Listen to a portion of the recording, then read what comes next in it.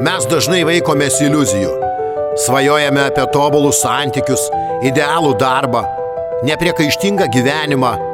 Kuriame vaizdinius, kuriuose viskas gražu, tvarkinga ir be priekaištų.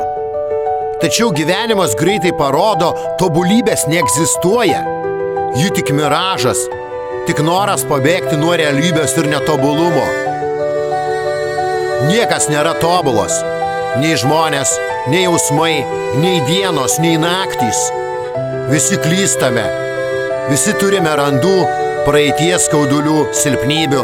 Ir tai ne silpnumas, tai žmogiškumas.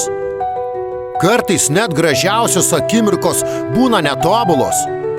Su šypsena per ašaras, su klaidomis, kurias padarėme, bet iš jų pasimokėme. Tobulumą dažnai naudoja kaip pretekstą nieko nepriimti. Nepriimti kitų, nepriimti savęs.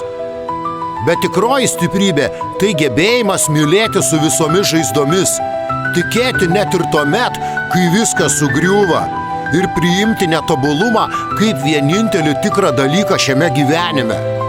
Galbūt, jei liautumėmės ieškoję tobulų žmonių, santykių ir sprendimų, išmoktume matyti vertę paprastume, tikrumą net ir tada, kai jis neblizga, grožį, net jei jis aptrauktas nuovargiu, skaudžiomis praeities spalvomis ar neišsipildžiusiomis svajonėmis. Nes gyvenimas ne apie tobulumą, gyvenimas apie tikrumą. Real Dreams.